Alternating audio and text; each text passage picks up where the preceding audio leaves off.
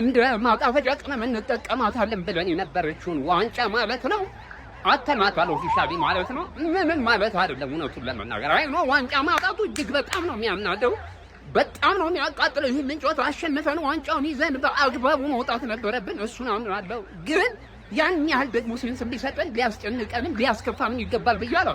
ምክንያቱም ከፊታችን እጅግ በጣም ትልቅ ነገር ነው ያለው። የፕሪሚየር ሊግ ዋንጫ የሚባል ነገር ገብቷል። ትልልቅ ቶርናመንቶች ላይ እየተወዳደርን ያለ ነው። ገብቷችኋል አይደል? ስለሆነ ከዚህ ጨዋታ ይልቅ የአርሰናል ደጋፊ በጣም መጨነቅ ያለበት ብዬ የማስበው ማለት ነው ቀጣይ በኢታድ የምናደርገው የፕሪሚየር ሊግ ጨዋታ ላይ ነው በደንብ ቡድናችን ፎከስ ማድረግ ያለበት። ገብቷችኋል አይደል? ስለሆነ በቃ ይሄን ዋንጫ አተማም ካራቦ ካፖን ብትመጣ መረገጣችን አይቀርም፣ ብናጣውም ይኸው መረገጣችን አይቀርም ነበር። ኢትስ ኖርማል። ስለሆነ የፊታችን የምናደርገው ጨዋታ ላይ ነው በደንብ ፎከስ ማድረግ ያለብን። ጀማ አብሽሩ፣ በቃ እንዳይደብራችሁ፣ ይመቻችሁ። ጀማ ቺላው አላህ የስራህን ይስጥ፣ አላህ የስራህን ይስጥ። ነፍስ አይማርም፣ ነፍስ አይማርም። የተጫዋች ቦንዳ ትሸጣለህ፣ የተጫዋች ሰልባጅ አሮጌ ተጫዋች ወያላን ታስበላለህ። ያንተ ብቻ አለበት፣ በቃ የዛሬው ሽንፈት አለበት። በቃ እንዲህ ይደረጋል እንዴ? አርቴታ ደግሞ ሰው እንደ ቤቱ እንጂ እንደ ጎረቤቱ አይኖርም ብያለሁ አላልኩም ወይ እንዴ? ጋርዲዮላ ቤንች አስገባ ብለህ አንተም ቤንች በረኛ ሄደህ ትገባለህ? ቋሚ የትኛው ፍንዳታ ነው? እሱ እኮ በ31 ሚሊዮን ፓውንድ እኮ ነው የገዛው። አንተ በ5 ብር ገዝተህ በ5 ብር።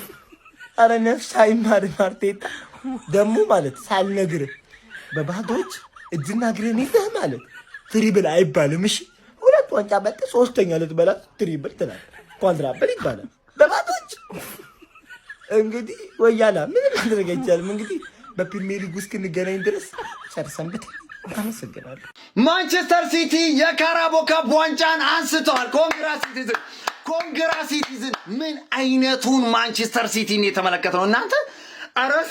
አረ ሲቲ እኔ ከምር ነው የምላችሁ የነ ፌርናንዲኞ ፖዚሽናቸው እንዴት ነው የሚያምሩት። በተለይ ሰከንድ ሃፍ ጎሉን እስኪያስቆጡ ድረስ ማንቸስተር ሲቲ ጎሉን እስከሚያስቆጥር የተጫወተው እግር ኳስ ጭራሽ ከኳሱ ወጥቶ ማለት ነው። ሪያን ቸርኪን ተመልከቱት። ስቲባ ቲቤ ሲጫወት ነበር። አለማድነቅ ግን እሱንም አይቻልም። አረ ሪያን ቸርኪ እንዴት ነው የሚችለው? ሪያን ቸርኪ ዶኩ እንዴት ነው የሚችለው? አረ በስመ አብ። ኦሬሊ ይመቸው ይችላል። የተጫዋች ይችላል።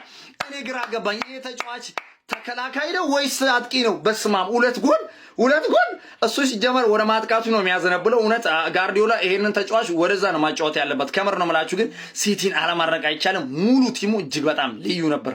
በተለይ ያው ሲቲ እንደሚታወቁ ትልልቅ ተከላካዮቻቸው እነ ሩበን ዲያዝ ብዙ ተከላካዮቻቸው በሌሉበት ነው እንግዲህ ዛሬ አርሰናልን ያሸነፈው።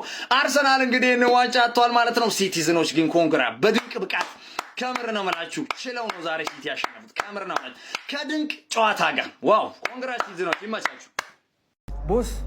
ለምን ታጨበጭባለህ? ማንቸስተር ሲቲ ዋንጫ ሲበላ አፕሎድ ለምን? አንዳንዴ ማለት ነው እግር ኳስ ከምሬ ነው የምላችሁ ውለታ ምናምን ማወቅ የለባትም። ውለታ ምናምን አያስፈልግም። ዋጋ አስከፈለን። ዴቪድ ራያ ናፈቀኝ። ከምሬ ነው የምላችሁ ኬፓ እዚህ ስላደረሰን ምናምን ነገር ፋይናሉን ይጮት መሆን አልነበረበትም። የምሬ ነው የምላችሁ መሆን አልነበረበትም። በቃ ወሳኝ ጨዋታ ነበረ። ዴቪድ ራያ ነበር መጠቀም የነበረብን። ያፈሳል፣ እጁ ያፈሳል። 2019 ላይ አልቀየርም ብሎ ዋጋውን አስከፈለ። ሲጀመር ልጁ ከዌምብሌ አለርጂክ ነው። የዌምብሌ አለርጂክ ነው ኬፓ ማለት እጅ ይጣመም። ሌላው ደግሞ ማለት ከሀቨርት ምን ሆነ ነው በጌታ ስሜን ኳስ የሳትከው? ምን ሆነ ነው? ምን ቁርጦ ነው ይሄንን ኳስ የሳትከው? እቺ ሞመንት ነበረች በጣም ጥሩ የነበርንበት ሞመንት ማለት ነው። እቺ ኳስ ተሳተች፣ ትንሽ ቆየ፣ በቃ ጨዋታው ተቀየረ። ሲቲ ኳሱን ያዘው።